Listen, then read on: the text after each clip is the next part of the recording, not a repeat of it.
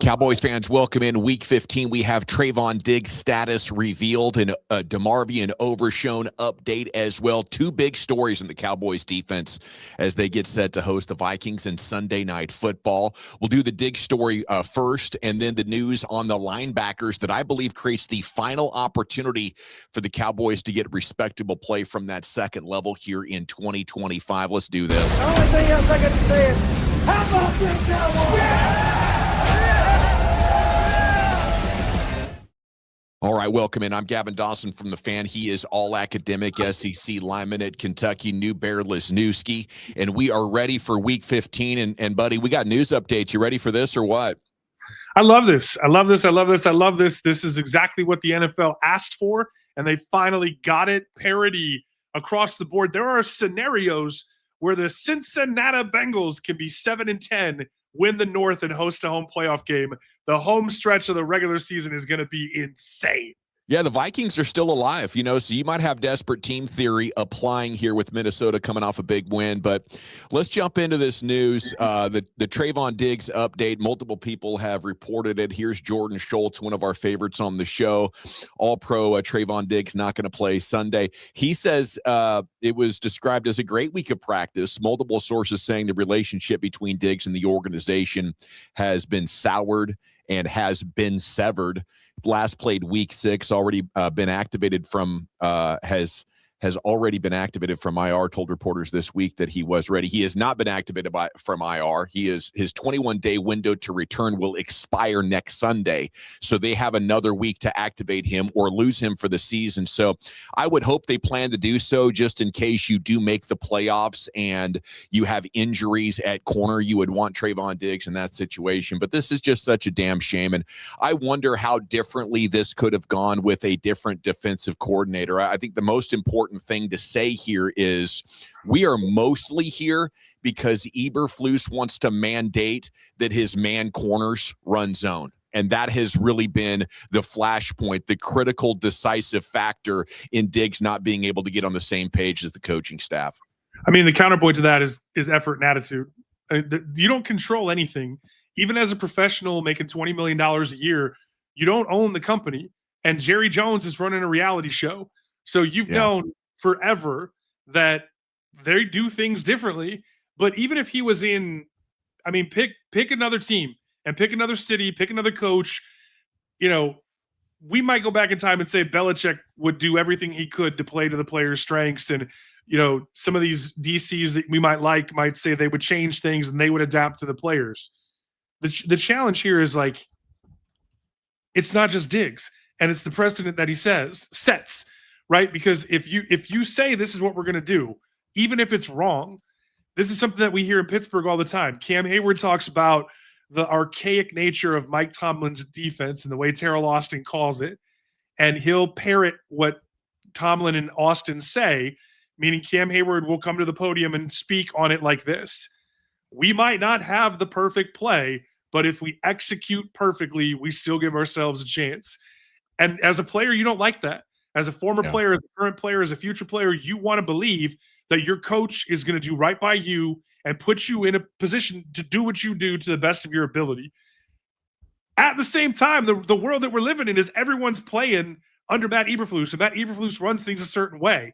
And if you're showing up with a bad effort and a bad attitude day in and day out, what else is anyone supposed to say? Bland isn't bitch moaning and complaining that he had to cover and got run by Marvin Harrison Jr. He stood in there, he took the shots, and you can look at the data and you can say everyone's wrong, but they're not changing.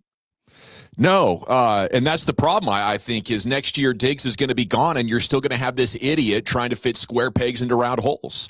I get both sides of it, but let's not just act like this is all Trevon Diggs' fault. And because one guy is a professional, it doesn't mean all of them are.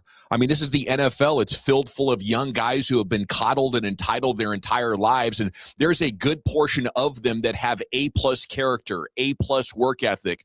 But there's a lot of dudes on these football teams who are broken broken as humans and getting by on talent and trying like hell to stockpile enough money because they don't have job skills anywhere else in life. There is no other like high-end producing industry out there that they can settle into, right? If they don't coach football or talk about football on the radio, TV, internet, they have no career prospects beyond playing. And it is your job as a coach and as an organization to manage those people. So yes, Trevon Diggs is confused about how to do life. His ego is out of control. But your three best corners are all man guys, and you have stuck with and now backed a guy who's like, nope, we're playing zone, even when they are getting destroyed out there and might have dug you too big of a hole to get yourself out of in the first 2 months of the season while they were trying to adapt their playing style. Like, if as a front office, you even think about bringing Matt Eberflus into this system, and after interviewing, he's like, yeah, we're going to play all this zone, and you still hire him, that shows a fundamental issue in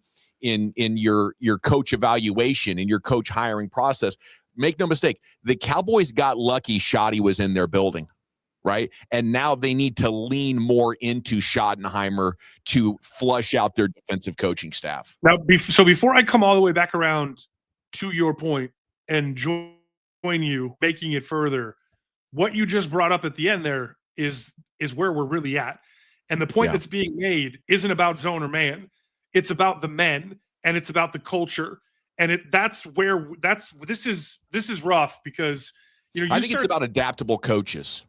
Come back to that now. Let me jump to the other side for a second, because I do agree with you, because it's not just a Diggs issue. It's a Bland and it's a Revel issue. And when you watch the young man struggle so badly to not know where he's supposed to be, what he's supposed to do, and there is no adjustment, and you go, okay, well then what are they supposed to do? And weren't you just arguing the other way? Yeah. And I'm not trying to play both sides. Here's what I'm going to say. When you line up 26 and 34, and you're going to have any chance with 7 being out there at all. But if you go Bland and Revel and they're not getting it done, and you're on your way to giving up 44 points to the Lions, who are fighting for their playoff lives, and at the same time, you're getting home, you're causing pressure, you're wreaking havoc, and because Amon-Ra St. Brown is up, and the only way to beat Jared Goff is to get in his way, get in his face, make him uncomfortable. Because if you let him be clean and you let their agent zero, Jahmyr Gibbs, dictate to you, you don't stand a chance. You are going to lose, and you did.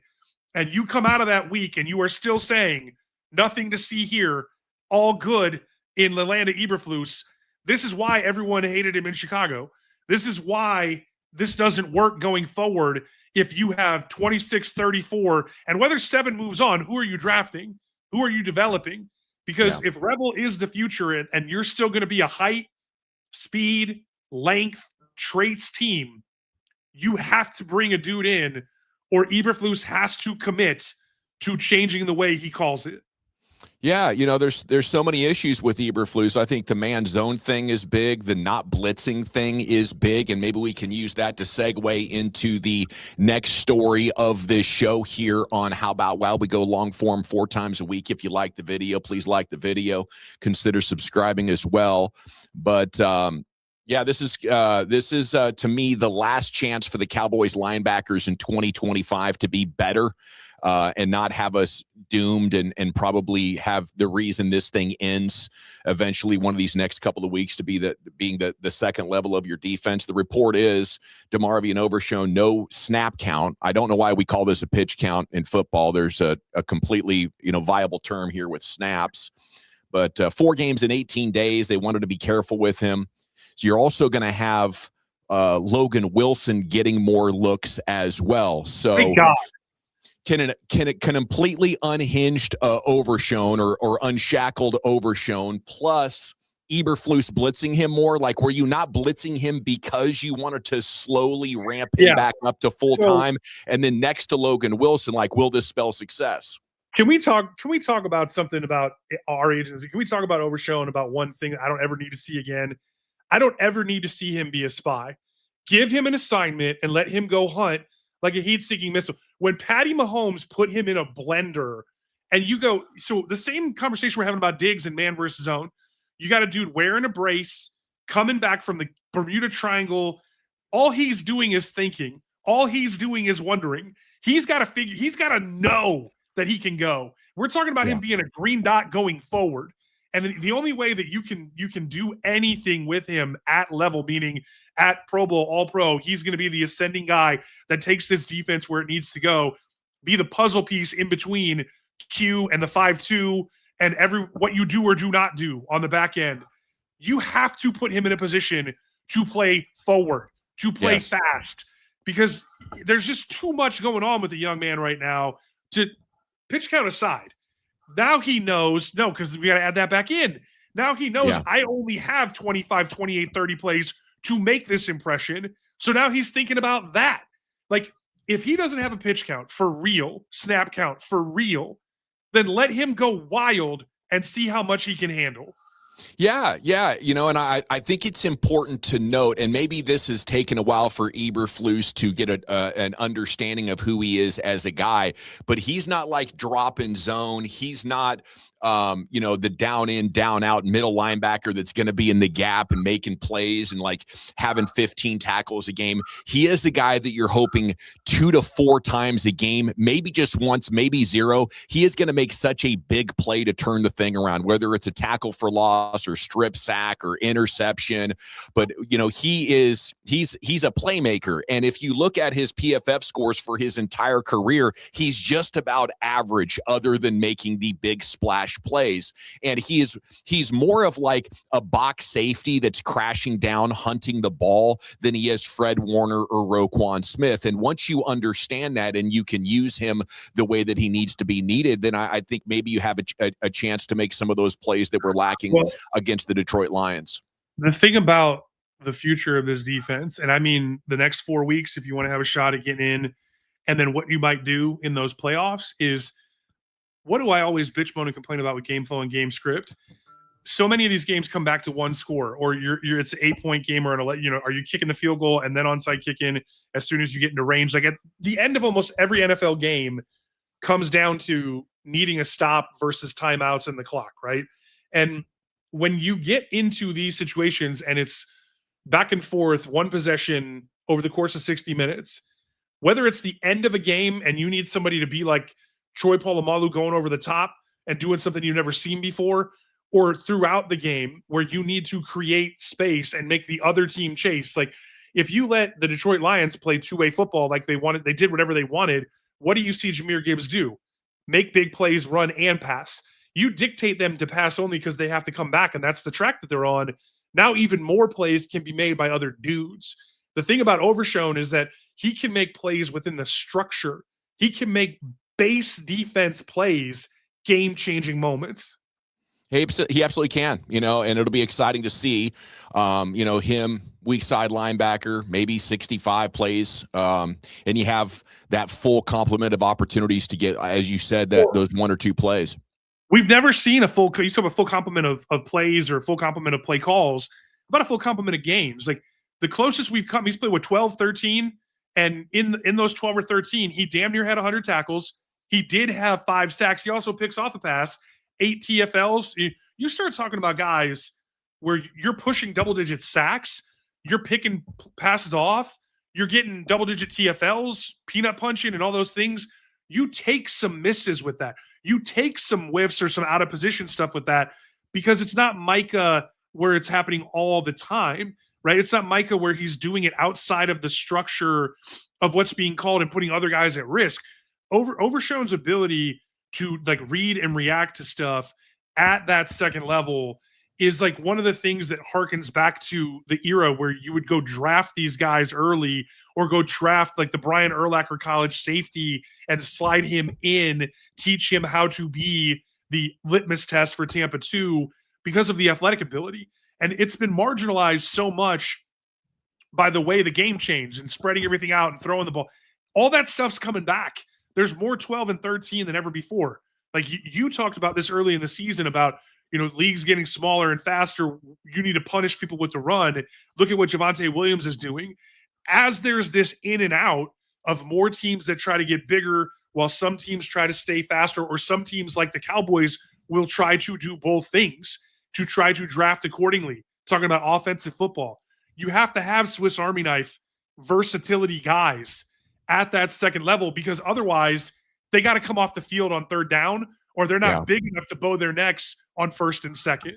Yeah, finding guys who are fast enough and athletic enough, but still strong enough to hold the point of attack. It's a really tough, group of guys to find. But I think that's one of the main reasons the Lions had so much success with the linebackers they brought in and the offensive linemen and the running backs that they got, like zigging when the rest of the league is zagging. Okay, next angle in this linebacker discussion here on How About Wow, the more Logan Wilson story, and both Schottenheimer and Jerry Jones talked about that this week.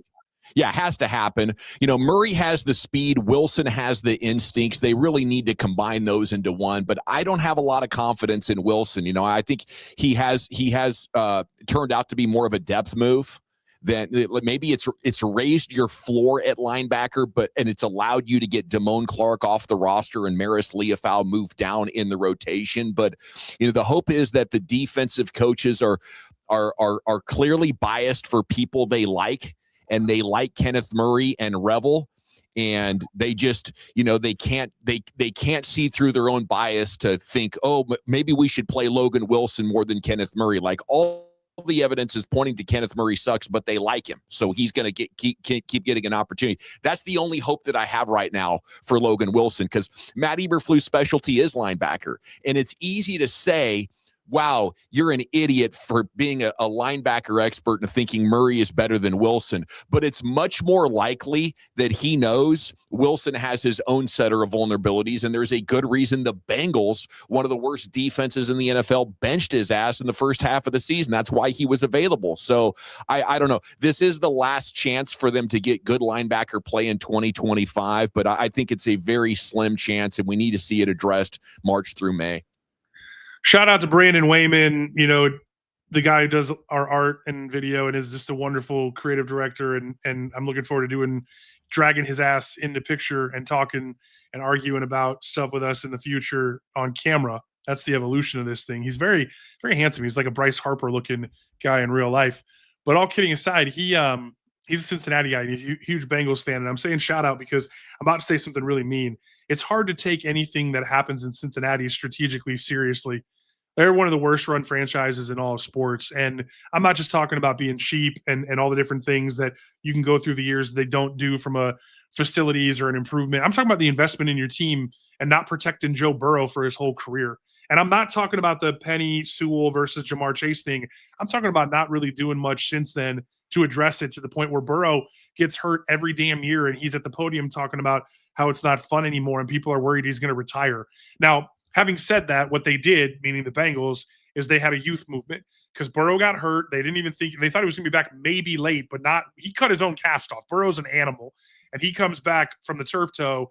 And what the Bengals were hoping to have answers to is if the young guys they have that they drafted that cost $5, they benched Logan Wilson as a captain. That's why I mean it's like it's hard to take them seriously in terms of like how do you show people the way? You just throw them to the wolves and see if they can play. I mean, that's basically Cincinnati's strategy. Logan Wilson, absolutely not a dynamic player. He's more like Jack Sanborn than Kenneth Murray, maybe even like Jack Sanborn 2.0 from an athletic perspective. What you were hoping to get with him was just being where he was supposed to be, having everyone else where they were supposed to be, and then get all of this height, length, speed back, meaning Revel, meaning Overshown, and everything else around him, so that at least it was orchestrated and you didn't have him doing stuff like Kenneth Murray does, which is guess wrong and be completely out of the play to the point where he looks like he's tackling his own dudes while Revel is left to deal with the dude, Jahmyr Gibbs, on his way to the end zone. Yeah, I'm sorry. I'm dealing with a 4-year-old here. But yeah, it is fair, but I mean, these are still professional coaches. Like Al Golden's been a defensive coach for 33 years, 7 of them in the NFL. I get that Bengals team building wise, front office, their commitment to winning. I would bet against them even than I would bet against the Jets to finally get this thing figured out, because the Jets are just kind of clueless, but they're committed. They're willing to throw money at the issue. They got a ton of picks now too. Yeah, eventually they could get lucky. Like the Cleveland Browns have been stumbling all over themselves to find a quarterback, but you look at their team and you're like, damn, that was a really good running game you had. And this is one of the best defenses in the NFL. Like they do some stuff well. And I get the feeling that if either one of those organizations is close to winning with a quarterback like Joe Burrow, they would do what it would take to really go for it. Cincinnati just runs their team like it's a 401k that they're trying to bleed value at slowly over time instead of rolling the dice and trying to make something big happen, get generational wealth. That's a really good point, because you're talking about value, and the question is there more value in Kenneth Murray and his traits and potentially making a splash play, or is there more value in Logan Wilson being where he's supposed to be and having everyone else where they're supposed to be, so that 10 and a half of the 11 guys have a chance to make a play? I was trying to get on the Kenneth Murray train and justify why they spent what they spent. And that's the real reason that he's playing, right? I mean, he costs a lot more money. Yeah. And that's an investment. If you sit him down, you're admitting that you made a mistake. But you already admitted that by trading for Logan Wilson in the first place. Yeah, it's a late round pick. But come on now. You gotta go into these games with the Detroit Lions where they're going in and out. The Detroit Lions are coming out saying, we're in I, just kidding, we're motioning to spread. We're in empty, just kidding, we're motioning to I. Like, when you play teams like that, you cannot guess.